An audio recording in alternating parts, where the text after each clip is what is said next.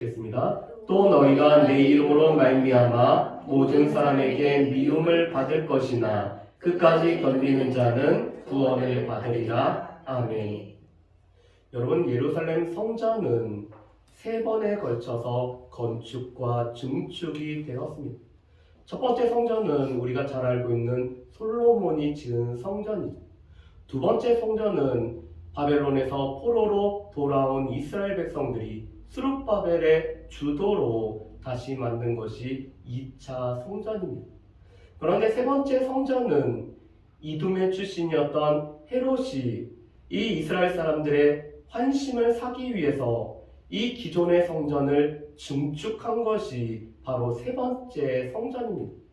그런데 이 세 번째 성전은 BC 20년부터 AD 64년까지 계속 지어지고 있었습니다. 예수님 당시에도 성전은 계속 공사 중이었고 계속 지어지는 상황이었습니다. 여러분, 우리 대단히 유명한 건축물 중에서 사그리다 파밀리아라는 이 성스러운 가족이라는 이 성당을 아시죠? 가우디가 시작한 이 건물은 앞으로 5년 정도가 지나야지 완공이 된다고 합니다. 그런 것처럼 성전이 예수님 당시에도 여전히 지어지고 있었습니다. 예수님께서 이 여인의 뜰에서 사람들이 헌금을 내는 것을 보시고 성전에서 나왔을 때 제자들 중에서 한 사람이 이렇게 말하죠. 우리 13장 1절 말씀에 보면 이렇게 말씀합니다.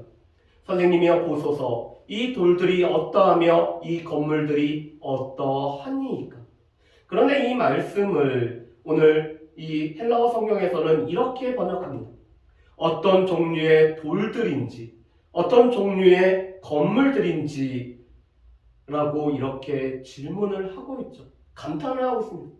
지금 예수님의 제자는 성전의 위용 때문에 그가 압도되어서 이 성전의 건물의 화려함 때문에 그가 놀라서 예수님에게 지금 말을 하고 있습니다. 여러분, 그런데 이 제자의 말은 너무나 부적절한 말이었습니다. 왜 그렇죠? 예수님께서는 이미 이 성전이 만민이 기도하는 집이어야 됨에도 불구하고 강도의 구렬로 바뀌었기 때문에 성전을 깨끗이 하고 이 성전에서 매매하는 자들을 쫓아내시고 그들이 파는 상을 뒤엎었습니다. 이 성전은 하나님이 함께 하시는, 하나님의 영광이 임재하시는, 또 하나님 앞에 모든 만민이 하나님 앞에 기도해야 되는 이 본질을 상실해버린 것이 바로 이 성전이었죠. 그런데 제자들은 예수님의 말씀을 기억하지 아니하고 이 성전의 위용에 너무 놀라운 나머지 선생님이여 이 건물들은 어떠하며 또한 이 돌들은 어떠한지 이렇게 오늘 예수님에게 말하고 있습니다. 왜냐하면 당시 이 성전의 돌의 하나의 예가 이렇게 됩니다. 길이가 12m, 높이가 3.6m, 넓이가 5.4m가 되는 이 돌이 성전의 기초돌로서 오늘 성전을 짓는 돌이 되었습니다. 그래서 이 큰 돌로 성전이 지어진 것 때문에 이 제자는 놀라고 있죠. 그런데 그 제자가 더 놀라는 말을 예수님이 말씀을 하고 계십니다. 여러분, 우리 2절 말씀을 우리 같이 한번 읽어보실까요? 2절 말씀을 같이 읽습니다. 예수께서 이르시되 내가 이 큰 건물들을 보느냐 돌 하나도 돌 위에 남지 않고 다 무너뜨려지리라 하시니라. 아멘. 오늘 예수님은 이 본질을 상실해버렸던 성전이 돌 하나도 돌 위에 남지 않고 다 무너뜨려지리라고 말씀을 하고 계십니다. 그리고 그 말씀은 AD 70년에 이 로마 장군 티투스에 의해서 이 예루살렘 성전이 멸망당함으로 말미암아 돌 하나도 돌 위에 남지 않고 있습니다. 제가 당시 이 유대 전쟁사를 통해서 이 내용들을 살펴보니까 티투스라는 사람은 성전을 그대로 보존하기 위해서 오늘 불이 나지 않도록 로마 병사들에게 언급을 했다고 합니다. 그렇지만 이 전쟁이 격렬하고 오늘 피차 구별하지 못하고 싸우는 중에 화재가 발생했고 로마 사람들이 더 불을 내므로 말미암아 성전에 돌 하나 남지 않고 다 무너뜨려져 버렸습니다. 그래서 지금 남아있는 것은 예루살렘 서쪽에 있는 벽 하나만 남아있고 이 남자들과 여자들이 따로 이 벽에서 통곡하며 외치는, 그래서 통곡의 벽을 제외하고는 예루살렘 성전이 다 멸망했죠. 이 말을 들은 제자 중에서 베드로와 야고보와 요한과 안드레가 나와서 이렇게 물어봅니다. 어느 때 이런 일이 있겠사오며 이 모든 일이 이루어지려 할 때 무슨 징조가 있사오리까? 오늘 제자들의 관심은 두 가지였습니다. 예수님 말씀대로 성전이 이렇게 무너진다고 했는데 어느 때에 이렇게 무너지며 이런 일이 있기 위해서는 어떠한 징조가 있겠습니까? 라고 물어보죠. 오늘 예수님께서는 AD 70년에 이루어질 말씀과 또 장차 예수님이 오실 때 이루어질, 그래서 재난의 징조에 관련되어서 오늘 말씀에는 세 가지를 말씀을 해주고 계십니다. 첫 번째 재난의 징조는 사람을 미혹하는 사람들이 있기 때문에 그들을 주의하라라고 말씀을 하시죠. 자칭 그리스도, 오늘 그리스도의 이름으로 와서 자칭 예수라고 오늘 말함으로 말미암아 사람들을 미혹하는 일이 있을 것을 말씀합니다. 여러분, 이 미혹하다라는 단어는 어긋나게 오늘 그릇되게 인도하다, 속이다라는 뜻을 가지고 있습니다. 바른 복음이 아니라 이 잘못된 복음으로 사람들을 그릇되게 인도할 뿐만 아니라 속이고 내가 그리스도라고 기적을 행함으로 말미암아 그리스도임을 주장하는 자들이 나타날 것을 말씀을 하시죠. 여러분, 그런데 이런 예수님의 말씀은 과거에도 현재에도 앞으로도 이루어질 말씀입니다.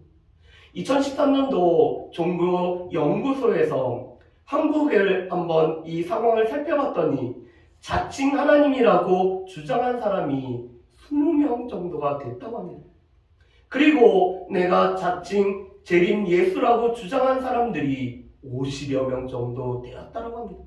우리 권사님이 아까 간증한 대로 이 땅에 이미 재림 예수로 왔다고 하는 신천지 이만희를 비롯한 50여 명의 사람들이 여전히 내가 그다, 내가 그리스도라고 하면서 우리를 미혹하는 사람들이 있을 거고, 이것이 바로 재난의 징조라고 말씀하시죠.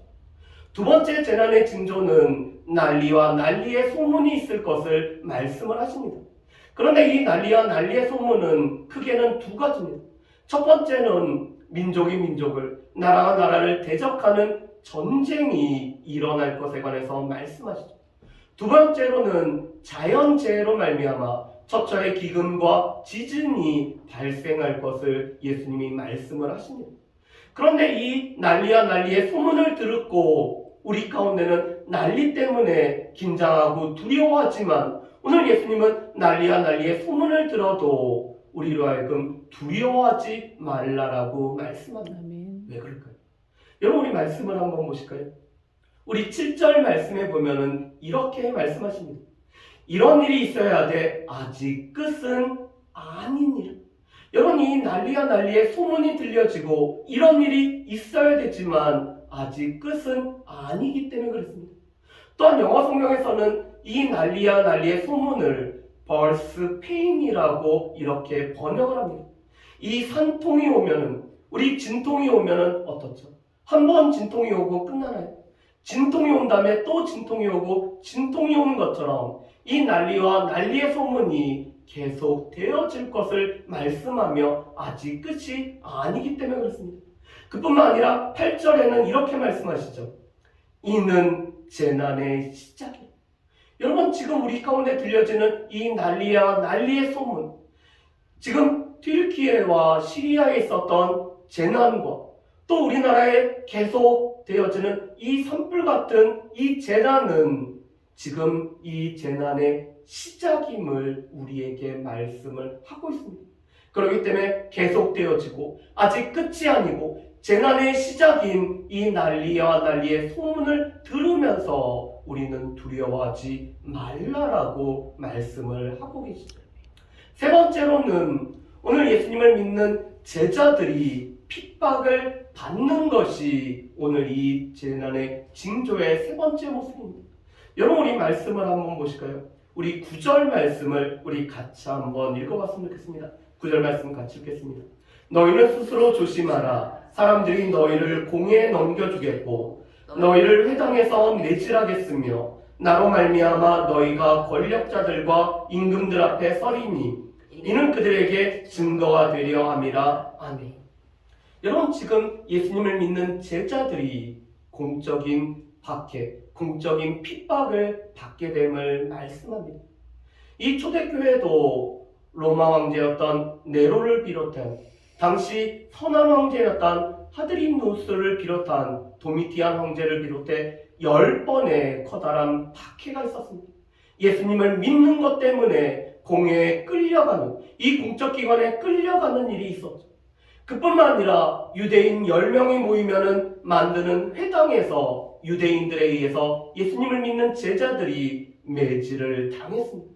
그뿐만 아니라 재판의 자리에 서게 됨으로 말미암아 권력자들과 임금 앞에 서게 되는 일이 있었죠. 여러분 그런데 오늘 제자들이 이렇게 핍박을 받는 이유에 관해서 예수님은 이렇게 말씀합니다. 여러분 우리 9절 말씀을 다시 한번 보시고 이는 하면은 늘 중요한 말씀입니다. 이는 뭐라고 되어 있죠? 그들에게 증거가 되려 함이라. 오늘 제자들은 예수님을 믿는 것으로 인해서 핍박을 받지만 이 핍박의 시간은 또한 예수님을 증거하는 증거의 시간이 됨을 말씀합니다. 오늘 예수님을 믿는 것으로 인해서 권력자들과 임금 앞에 서게 됨으로 말미암아 그들에게 오늘 증거가 되고 예수 그리스도의 복음을 증거하고 십자가의 그 복음을 증거하고 부활을 증언하는 증거가 되기 위해서 예수님을 믿는 자들이 핍박을 받게 될 것을 말씀하죠. 그뿐만 아니라 이것은 공적인 것뿐만 아니라 집안에서 오늘 가족 가운데서도 오늘 예수 믿는 것 때문에 어려움을 겪게 됨을 말씀합니다. 그래서 12절에 이렇게 말씀하죠. 형제가 형제를, 아버지가 자식을 죽는 데에 내어주며 자식들이 부모를 대적하여 죽게 하리. 여러분 예수 믿는 것으로 인해서 가족의 구성원들이 예수 믿는 것 때문에 핍박을 하고 오늘 신앙생활하는 것을 오늘 핍박하는 일이 생겨날 것을 말씀합니다. 이것은 우리의 믿음의 선배들이 겪었던 것 뿐만 아니라 지금도 예수 믿는 일 때문에 가족으로부터 오는 핍박이 있음을 말씀하시죠. 그렇지만 우리가 염려하지 말 것은 또한 우리가 권력자들과 임금 앞에 섰을 때 우리가 무슨 말을 할지 염려하지 말 것은 우리 안에 계시는 성령님께서 우리에게 말할 것을 주시고 말하는 이는 우리를 통한 성령님이시기 때문에 우리가 염려하지 말 것을 말씀합니다. 아멘. 그렇게 예수님은 세 가지 재림의 이 당시 재난의 징조 세 가지를 말씀하셨습니다. 이 징조에 덧붙여서 로마서 9장부터 11장까지 보면은 오늘 이스라엘 백성들이 하나님 앞에 돌아오는 일이 있는 것이 재난의 징조임을 말씀합니다. 또한 세 번째 오늘 징조였던 오늘 예수님 믿는 제자들이 핍박을 받는 것 더불어서 오늘 예수님을 부인하는 배교가 일어나는 것도 재림에 오늘 예수님이 다시 오실 징조인 재난의 징조로 말씀합니다. 그러면서 오늘 예수님이 우리에게 부탁하시는 말씀이 두 가지가 있습니다. 물론 예수님은 우리로 하여금 조심하라, 주의하라, 깨어있으라. 오늘 이 재난의 징조에 관해서 말씀하시는 이유는 우리로 하여금 주의하고 조심하고 깨어있기 위해서 이 말씀을 하십니다. 그러면서 우리 가운데 기억해야 될 두 가지 말씀을 하시죠. 여러분 우리 10절 말씀을 우리 같이 한번 보실까요? 10절 말씀을 우리 같이 한번 읽어보겠습니다. 또 복음이 먼저 만국에 전파되어야 할 것이니라. 아멘. 여러분 지금 이 세 가지는 재난의 징조였습니다. 재난의 시작이었습니다. 그런데 이 재난의 시작, 재난의 징조는 아직 예수님이 오시기 멀었다라는 것을 나타냅니다. 예수님이 오시려면은 이 복음이 만국에 먼저 전파되는 땅끝까지 주의 복음이 먼저 전파되어짐으로 말미암아 이 복음을 전하는 그 발걸음으로 복음을 듣고 예수 그리스도를 믿어서 구원이 먼저 이루어져야 됨을 우리에게 말씀을 하시죠. 그렇기 때문에 우리가 기억을 해야 될 것은 오늘 재난의 징조를 듣는 우리는 만국의 복음이 전파되도록 우리가 있는 자리와 어떤 우리에게 주어진 사명들을 우리가 감당해야 된다는 사실입니다. 아멘. 두 번째로는 우리 가운데 이 끝까지 견디어서 구원을 누리는 것이 우리에게 필요합니다. 여러분, 이 13절 말씀을 우리 같이 한번 읽어보겠습니다. 13절입니다. 또 너희가 내 이름으로 말미암아 모든 사람에게 미움을 받을 것이나 끝까지 견디는 자는 구원을 받으리라. 아멘. 예수님의 이름을 믿음으로 말미암아 모든 사람에게 미움을 받는 것이 어떻게 보면 너무나 당연합니다. 의를 위하여 핍박을 받는, 예수님으로 인하여 핍박을 받는 자가 복이 있는 것은 그것이 예수를 잘 믿는 증거가 되기 때문에 오늘 예수님의 이름으로 말미암아 모든 사람에게 미움을 받는 것은 어쩌보면 너무나 당연한 일입니다. 그런데 우리가 미움을 받고 핍박을 받으면서도 우리는 믿음으로 우리가 끝까지 견디는 것들이 우리 가운데 필요하죠. 여러분, 예수님으로 인해서 생기는 고난을 우리가 대처하는 방법은 끝까지 견디는 것입니다. 아멘. 그래서 우리 가운데 인내가 필요하고 우리 가운데 믿음이 필요하고 아멘. 이 고난은 우리의 믿음이 어떠한지를 드러내기 때문에 우리가 믿음과 인내로 우리가 주님 앞에 나아가는 일들이 필요하죠. 아멘. 우리가 히브리서 11장과 12장 말씀을 보면은 우리가 이런 어려움의 시간에는 우리가 믿음으로 끝까지 붙들고 뒤로 물러나지 않는 것이 아멘. 우리에게 필요하다라고 아멘. 말씀합니다. 또한 우리 가운데 이 믿음의 선진들이 우리를 응원하고 함께 주의 나라를 바라보기 때문에 우리가 끝까지 견디는 것이, 우리가 예수 그리스도를 바라보면서 견디는 것이 우리 가운데 필요하다라고 아멘. 말씀을 합니다.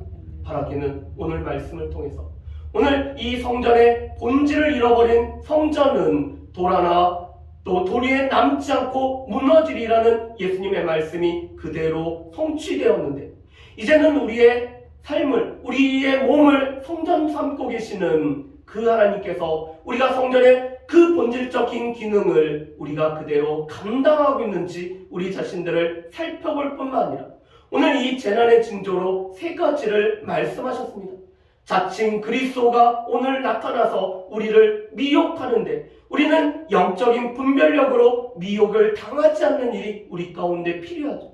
그러기 위해서는 하나님의 말씀인 성경을 붙드는 우리 여성경과 또한 1:1 사역을 통해서 하나님의 말씀을 우리가 확신하고 붙잡는 일이 우리 가운데 필요한 것을 보게 됩니다. 아멘. 또한 우리가 이 난리와 난리의 소문을 들어도 이것은 이제 끝이 아닐 뿐만 아니라 재난의 시작이기 때문에 두려워하지 않는 마음으로 우리가 살아갈 뿐만 아니라 무엇보다도 우리가 예수님으로 말미암아 핍박을 받는 것은 우리가 예수님을 잘 믿는다라는 증거이기 때문에 우리가 복음을 만국에 전파할 뿐만 아니라 끝까지 믿음으로 견디어 나갈 수 있는 저 여러분들 되시기를 주님의 이름으로 축복합니다. 아멘. 우리 이 시간에 함께 기도하는 시간을 갖습니다. 오늘 말씀을 기억하면서 우리 같이 기도하기를 원합니다.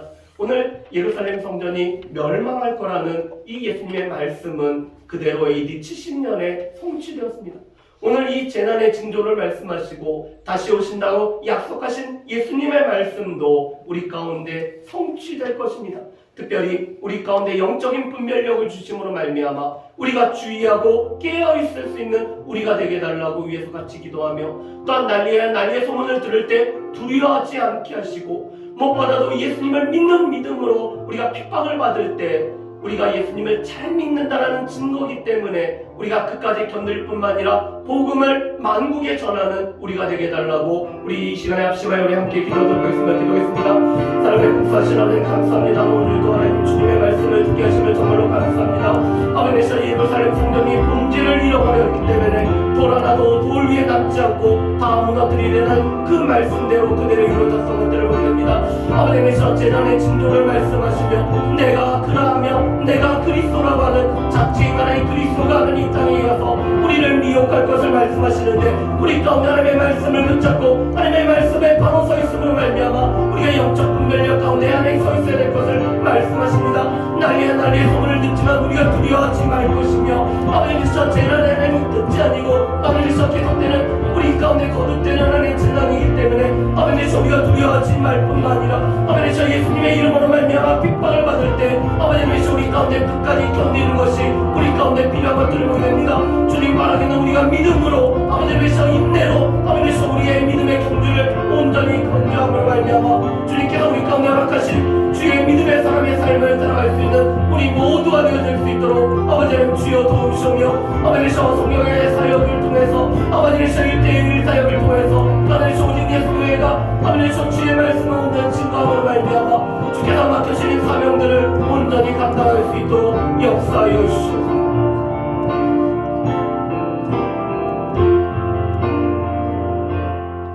사랑의 복수하신 아버지 하나님, 예루살렘 설명